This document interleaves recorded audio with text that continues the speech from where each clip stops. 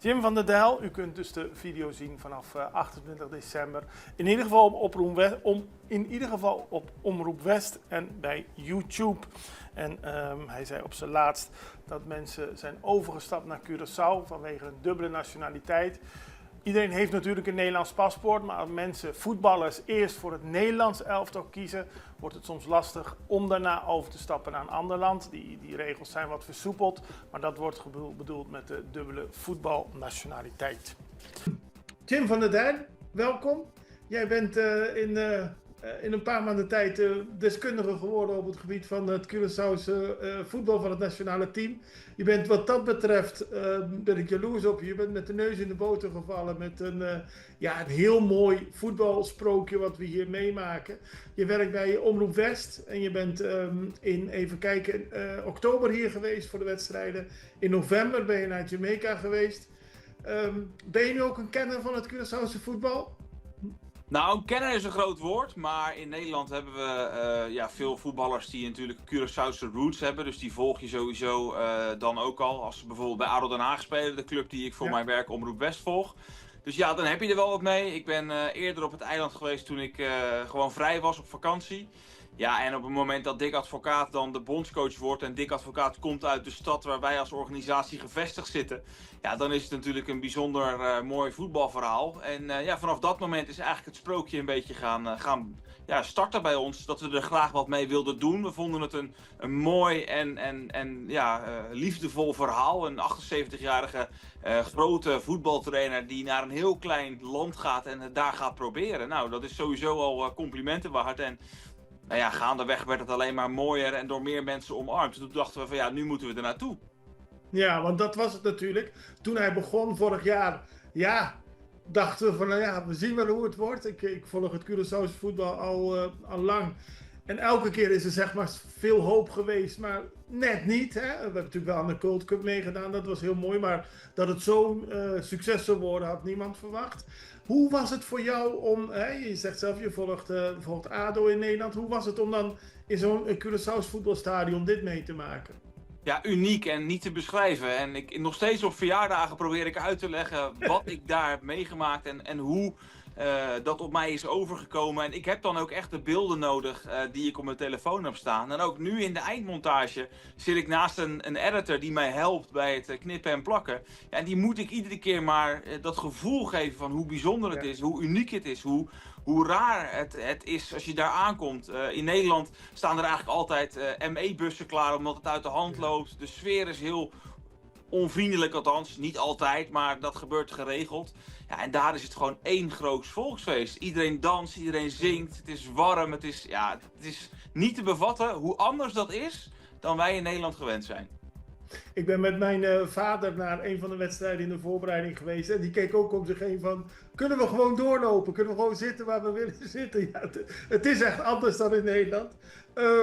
Jij zei net zelf, je volgt ADO Den Haag. Jullie omroep is gevestigd in Den Haag. We hebben een Haagse enclave met Dick Advocaat. Met zijn team is toch ook heel erg Haags-Rotterdams gelinkt. Maakt dat het nog bijzonderder? Ja, dat is voor ons het haakje geweest. Dick Advocaat heeft natuurlijk in zijn leven al vaak aangegeven, dit wordt mijn laatste club, dit is mijn laatste klus. Toen opeens werd hij genoemd bij Curaçao. Nou ja, dat was voor ons het startpunt van, dat is interessant om te volgen. Wat maakt dat hij nu wel instapt? Daar waar bijvoorbeeld Guus Hiddink het eerder gedaan heeft, of Patrick Kluivert, andere grote namen, die waren eigenlijk weinig succesvol. Dus het fascineerde mij wel, waarom doet Dick dit? Wie neemt hij mee? Nou, Cor Pot, Rotterdammer, maar in Den Haag geboren. Kees Jansma, de persman, in Den Haag geboren. Raymond Mulder, keeperstrainer ook. Dus dat waren voor ons 4 Haagse haakjes. Ja, dat vraagt natuurlijk om een mooi verhaal, want wie weet is dit wel de laatste klus van Dick Advocaat. Gevaarlijk om te zeggen, want ik zie hem zo nog maar een paar jaar doorgaan. Dus het is sowieso een mooi document. Plus, wat natuurlijk een heel groot contrast is dat Dick is een hele nuchtere, soms norse trainer. En die komt dan in het hele warme, vriendelijke, sfeervolle, dansende Curaçao. En ik was gewoon benieuwd, hoe gaat zoiets? Hoe beleeft een man van 78 jaar dat met zijn staf? Ja, het blijkt een fantastisch huwelijk uiteindelijk te zijn. En dat is, denk ik ook wel hetgeen wat het mooiste is wat ik heb proberen vast te leggen.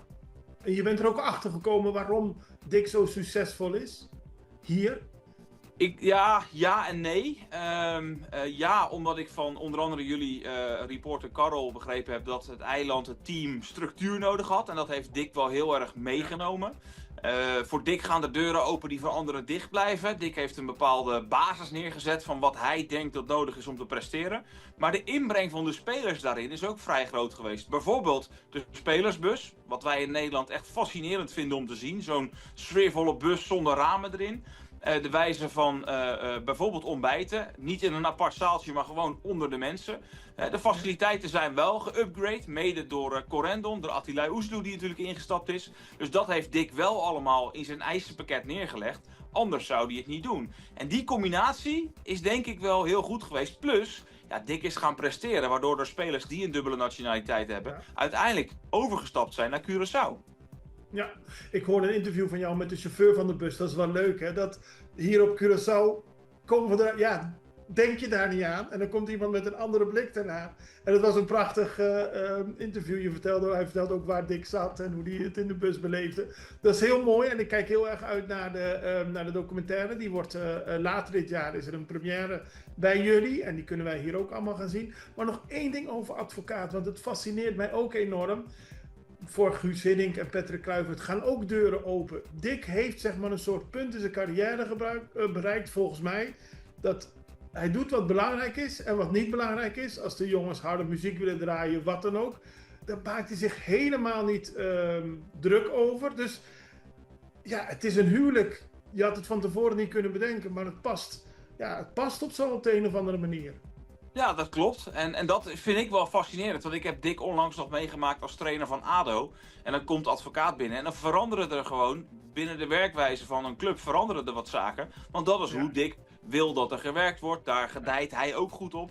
Nou, dat heeft hij deels wel gedaan en deels ook niet gedaan. En met name dat laatste, dat vind ik mooi om te zien. En Bacuna... Wat hij niet gedaan heeft, wat hij heeft gelaten. Dus Bacuna wilde per se de bus behouden. Bacuna wilde per se normaal vliegen, geen business class. Bacuna wilde per se met de spelers onder de normale mensen ontbijten in plaats van in een apart zaaltje. Al die dingen heeft Dick wel geaccepteerd. Hij zegt er zelf wel bij in de documentaire.